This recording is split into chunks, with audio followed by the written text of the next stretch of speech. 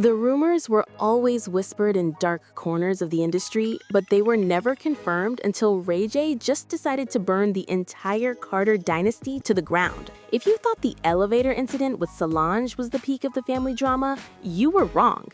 Because what Ray J just exposed about Jay Z, Brandy, and the real reason Beyoncé refused to even make eye contact with her last week is not just petty beef. It is a 20-year-old secret that involves hush money, a scrubbed timeline, and a betrayal that Beyoncé allegedly never forgave. We have the timeline, we have the deleted posts, and most importantly, we have the receipts that explain why the most powerful couple in music just tried to erase an R&B legend from history. You need to look at the screen right now. This is the video Ray J posted to his Instagram story at 3 in the morning on Tuesday, before his team made him delete it. In the background, you can see the Backstage pass for the Boy Is Mine tour, and you can hear the shaking in his voice. He isn't trolling this time, he is furious. This specific 10-second clip is the smoking gun that proves the interaction backstage was not an accident. It was a calculated strike. But this raises three massive questions that the mainstream news is terrified to ask. First, why did Jay Z and Beyoncé walk right past Brandy's dressing room while making a point to visit everyone else on the tour? Second, why is Ray J suddenly willing to risk his own career and potential lawsuits to expose a specific crossover from the late 90s that legal teams have spent millions trying to bury? And third, how does a forgotten lyric from the Lemonade album suddenly make perfect sense when you plug Brandy's name into the equation? By the end of this video, you will not just understand the snub, you will understand why the billion-dollar lawyer army is scrambling to silence this story before it hits the mainstream news. To understand the explosion, we have to look at the spark, because this was not subtle shade. This was a public execution of status. Let us look at the reality of what happened backstage at the Boy Is Mine tour. This is a massive legacy tour featuring Brandy and Monica, the queens of 90s R&B. It is supposed to be a celebration of Black music royalty. According to reports from Backstage insiders and confirmed by Ray J's own video feed, the Carters, meaning Jay Z and Beyoncé, arrived at the venue. Now, when the Carters show up, the atmosphere changes. Security tightens and the air gets thin because they are there to pay respects. They go to Monica's dressing room, pictures are taken, hugs are exchanged. The PR machine is working perfectly because they want you to look at the unity in the support. But then they walk down the hallway. Brandy's door is right there. Ray J is there. The entire Norwood family is there waiting for that same respect. And what happens? Jay Z and Beyoncé reportedly walked past that door like it was a janitor's closet. They did not just miss it, they ignored it. Ray J did not let this slide. In a video that feels more like a hostage negotiation than an Instagram story, he looked directly into the lens and said what nobody else dares to say. He called out the billionaire power couple for the disrespect, but you have to catch the nuance in his voice. He was not just mad about a missed photo op. He said that he knows what they did. He said that they owe her. The common belief is that Jay Z and Beyoncé are just busy, aloof billionaires who do not have time for everyone. That's the lie.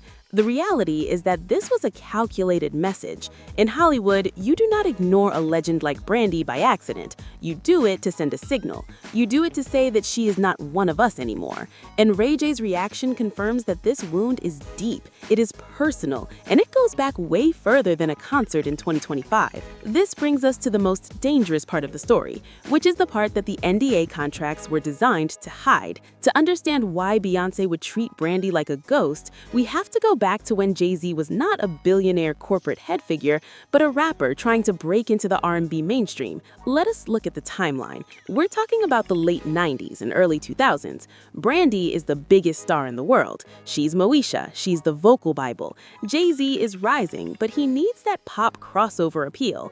They were in the same circles. They collaborated. There was a chemistry there that industry insiders have gossiped about for 2 decades, but never had the proof to substantiate. Ray Ray J's recent outburst hinted at a betrayal. Now connect the dots. When Beyoncé released Lemonade, the world went on a witch hunt for Becky with the good hair. The Beehive attacked Rachel Roy, they attacked Rita Ora, they attacked anyone who had ever looked at Jay Z sideways. But there was always a quiet theory in the dark corners of the industry forums, a theory that was quickly scrubbed whenever it popped up. What if the Becky narrative was not about a fashion designer, but a peer? Someone who could match Beyoncé vocally, someone who Jay Z had a deep, pre-existing friendship with. Ray J's implication is that the connection between Jay Z and Brandy was not just professional. He's suggesting that there was a blurred line, an emotional affair, if not a physical one, that occurred right under everyone's noses. And more damningly, he's implying that Beyoncé knows. Think about the psychology of the snub. Beyoncé is the queen of grace. She takes photos with everyone. She's professionally flawless. The only time she breaks that character is when there's personal, deep-seated pain involved. Ignoring Brandy, a fellow legend, is a break in character. It's an emotional reaction, not a professional one. If Ray J is telling the truth, then the tension backstage was not about time management. It was about Beyoncé refusing to validate the woman she believes crossed the line. It was about Jay Z keeping his head down and walking fast because he knows where the bodies are buried. Ray J is holding the shovel, and he's threatening to dig them up. We have to go deeper into the financial leverage here, because you might be asking, why does Ray J have the leverage? Why isn't he afraid of the Roc Nation lawyers? Because Ray J operates in the chaos. He knows that the Carter brand is built on perfection. It's built on the ride-or-die marriage. It's built on the idea that they have transcended the messy drama of regular celebrities. If Ray J releases audio, and he's hinted that he has receipts on hard drives, it devalues the brand. We're talking about a billion-dollar image. The On the Run tours, the Tiffany ads, the joint albums, they all rely on the narrative of the conquerors who stayed together. If a story comes out detailing a messy, overlapping timeline with Brandy, America's sweetheart, it muddies the water. It makes Jay Z look manipulative. It makes Beyoncé look vindictive. Ray J knows this. He's banking on the fact that they will do anything to keep him quiet. But here's the twist. Ray J isn't asking for money this time. He's asking for respect. And that makes him dangerous. You can pay someone off to shut up about money. You cannot pay someone off to shut up about their family's honor. He feels they disrespected his sister, the vocal Bible, and in his eyes, that violation voids all the NDAs. Watch what happened immediately after Ray J posted that video. Did you see a clapback from the Carter camp? No, you saw silence. That's the loudest sound in the PR world. Usually, when someone lies about Jay Z, the sources close to the couple hit TMZ within an hour to deny it. They say Jay Z doesn't know what he's talking about, or they never were friends. We saw none of that. Why? Because you do not argue with someone who has the ammunition. You wait them out. You hope the algorithm buries the video. But we also saw something else happening in real time. Comments started disappearing from blogs. The narrative shifted to Ray J is crazy rather than asking if Ray J is telling the truth. This is the classic crazy Ray J defense. The industry has used Ray J as a punchline to discredit the fact that he's actually one of the most connected insiders in Hollywood. He was there for the Kim Kardashian tape. He was there for the Whitney Houston tragedy. He was there for the Diddy parties. He's the Forrest Gump of celebrity scandal.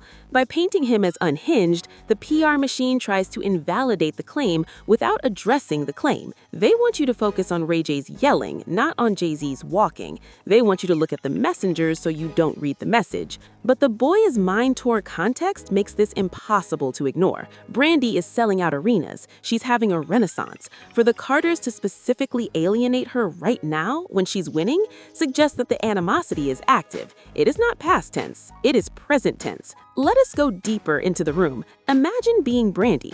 You're performing your heart out. You're a legend in your own right. You know that Jay Z and Beyoncé are in the building. You probably feel a mix of anxiety and hope. Maybe this is the moment the ice melts. Maybe after 20 years, you can just be peers. And then word comes back from security that they're gone. They saw Monica, they laughed, they took photos, and then they left. That's psychological warfare. It's designed to make Brandy feel small, to make her feel like she doesn't exist in their stratosphere. And Ray J, as the protective younger brother, saw the hurt on his sister's face and snapped. This is not just about gossip. This is about the caste system of Hollywood. There's the A-list, which is the Carters, and then there's everyone else. They decide who gets the blessing. They decide who gets the Grammy nod. They decide who gets the feature.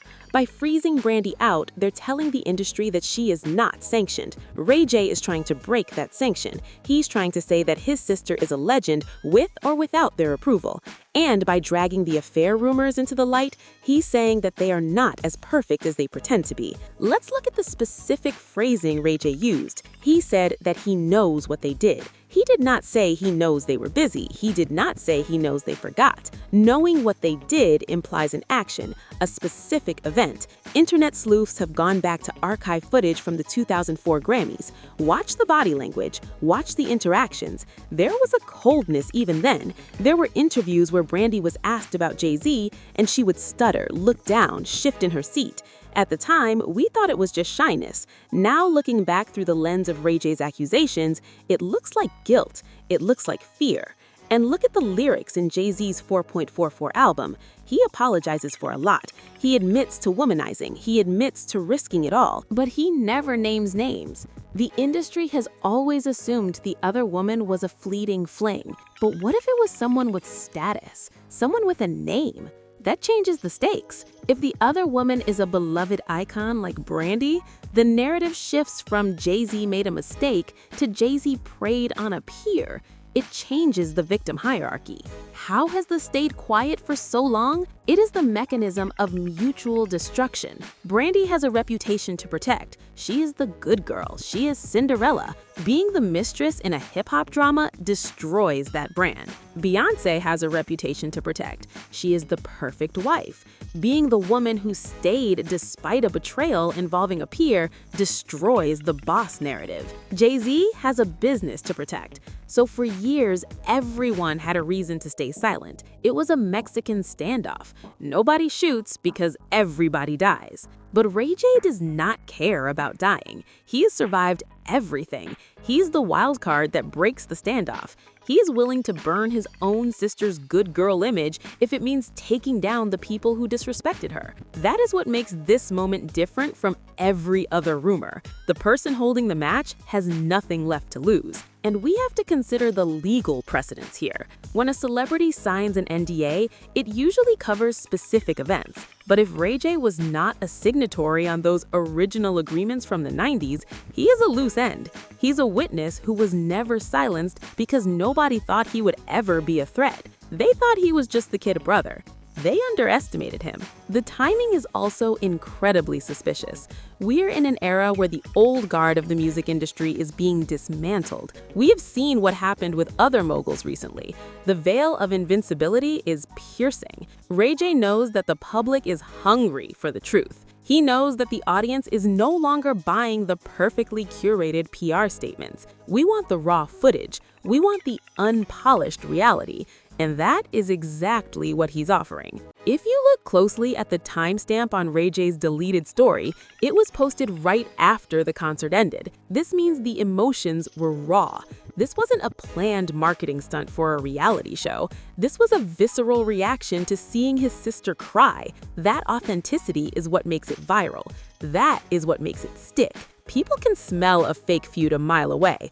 This smells like real pain. And real pain is the one thing that $1 billion cannot fix. So where does this leave us? We have a tour that is smashing records. We have a brother who is spiraling but speaking clearly. And we have a power couple that is maintaining a deafening silence. The expectation was that the Carters were just being too cool for photos. The reality is that they were fleeing a crime scene of emotional betrayal that has been rotting for 2 decades. They walked past that door because they could not face the woman behind it. They could not fake the smile because the history is too heavy. Ray J has given us the map. He has pointed to the spot where the bodies are buried. Now we just have to wait to see if he actually starts digging or if the check from Roc Nation clears before the next Instagram Live. But one thing is certain, when you listen to Lemonade tonight and you hear the anger in Beyoncé's voice, ask yourself who she is really singing to. Is she singing to a faceless Becky, or is she singing to the woman who was singing "The Boy Is Mine" on stage while she walked down the hallway? This story is developing fast. Ray J deletes things as quickly as he posts them, so make sure you are subscribed. We are tracking the deleted tweets, the archived live streams, and the hush money movements that you will not see on the nightly news. If you want to see the full timeline of the Becky suspects and why Brandy is now #1 on that list, click the playlist on your screen right now. We broke down the Lemonade hidden lyrics last month, and this new info changes everything. Click it, and I will see you in there.